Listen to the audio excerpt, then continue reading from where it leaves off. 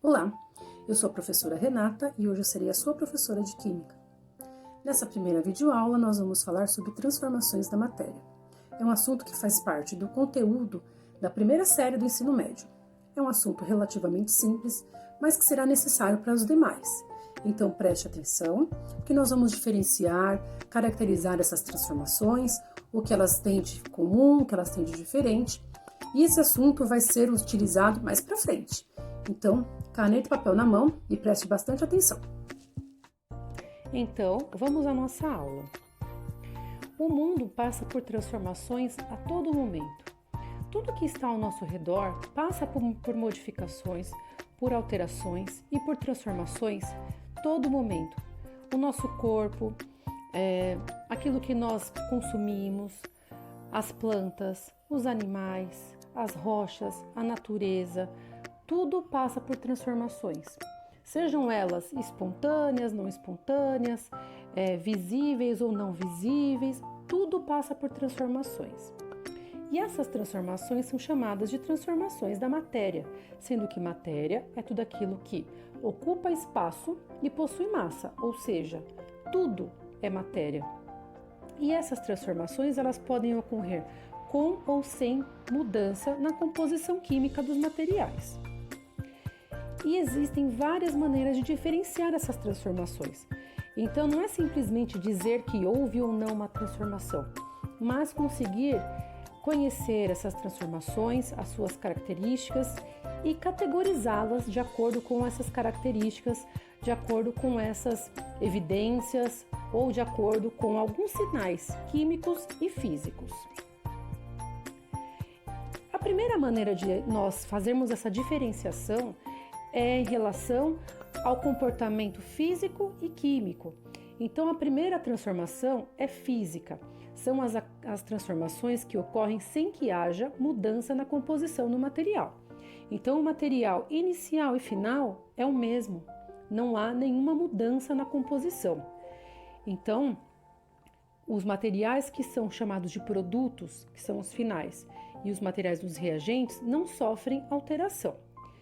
E aqui nós podemos dar o exemplo de uma folha de papel. Nós amassamos essa folha de papel, mas ela não deixa de ter a composição dela. Ela pode mudar o aspecto físico, ficar um pouco enrugada, não ter mais aquele aspecto liso, mas ela permanece com a mesma composição. Porém, nós temos um outro tipo de transformação, que é a transformação química. Então, essas transformações, elas geram novos materiais, ou seja, o material inicial, reagente, e o material final, produto, eles têm composição química diferente, ou seja, gera um outro material ou outros materiais.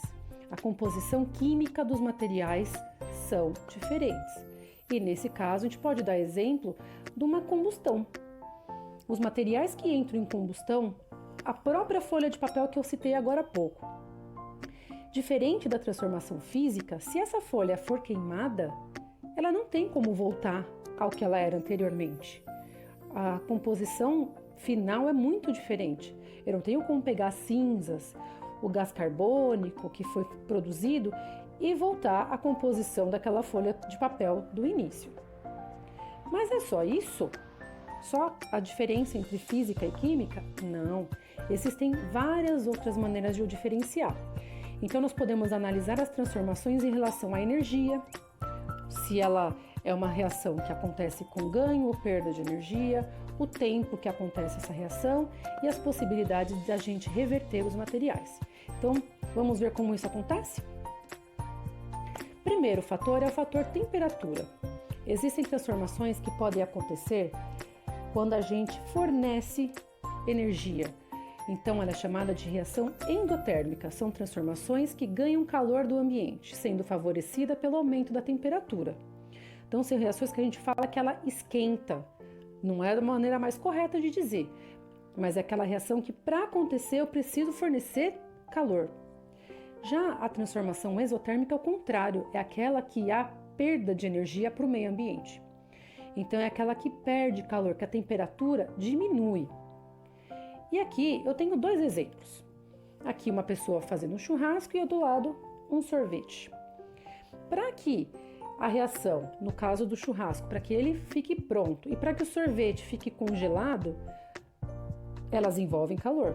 Mas qual delas que aquece, ou melhor, qual delas que recebe calor e qual delas que perde calor para acontecer? Então nós temos aqui, a endotérmica seria a pessoa que está fazendo esse churrasco, porque para ele assar, ele precisa receber energia, e o sorvete, para ele congelar, ele perde energia. Aqui não estamos entrando em detalhes em relação a ser química ou física, apenas em relação à temperatura ou ganho e perda de energia. Outro fator é o tempo. Tem reações que elas acontecem muito rapidamente e tem reações que elas demoram muito para acontecer. E elas também são classificadas em relação a isso. Então nós temos as reações ou transformações que podem ser chamadas de não instantâneas. Os materiais são colocados em contato entre si ou com energia. E a reação não acontece instantaneamente. Agora, a reação instantânea, os materiais são colocados em contato entre si ou em contato com a energia e essa reação inicia imediatamente. 2 exemplos. Risco um fósforo. Essa reação acontece rapidamente ou ela demora para acontecer? Vou cozinhar arroz para o meu almoço. O arroz ele fica pronto imediatamente ou ele demora para ficar pronto? Pensa um pouquinho. A reação instantânea é a queima do fósforo. Você risca na caixinha, já está pronto, já acendeu. Agora o arroz, para ele ficar pronto, ele vai levar alguns minutinhos, não é? Então você consegue diferenciar as reações de acordo com o tempo que elas levam para ocorrer. Outro fator é o fator revertibilidade. Não está escrito errado. É de reverter, de transformar aquilo final em algo que tinha-se no inicial. Você tem 2 tipos de reação. A não revertível ou irrevertível, que é a reação que é impossível pegar os produtos e reverter novamente aos reagentes. E tem a reação que é revertível, que é o contrário. Eu tenho os produtos finais e consigo transformá-los novamente no produto inicial ou reagente. Mais 2 exemplos. Tenho aqui umas roupas secando no varal e tenho 3 tomates que já estão fora do ponto, estão estragando. Qual dos dois, ou melhor, qual das 2 transformações a gente pode dizer que é revertível e qual ela é irrevertível? Pensa aí mais um pouquinho. Vamos lá. A reação revertível seria essa roupa no varal, porque ela está molhada e vai secar. Então eu retiro a água, mas eu consigo fazer ela voltar a estar úmida? Com certeza. Então essa reação ela é revertível.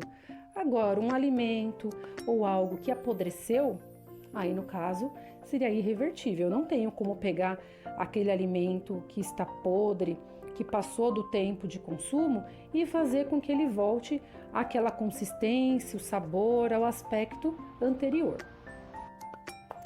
E aqui nós teremos as nossas considerações finais. Aquilo que tem que ficar aí guardadinho na cabeça de vocês. Então é isso. Nós vimos aqui algumas características das transformações da matéria. Eu espero que vocês tenham gostado e nós nos encontramos em outra videoaula. Um abraço para vocês. Tchau, tchau.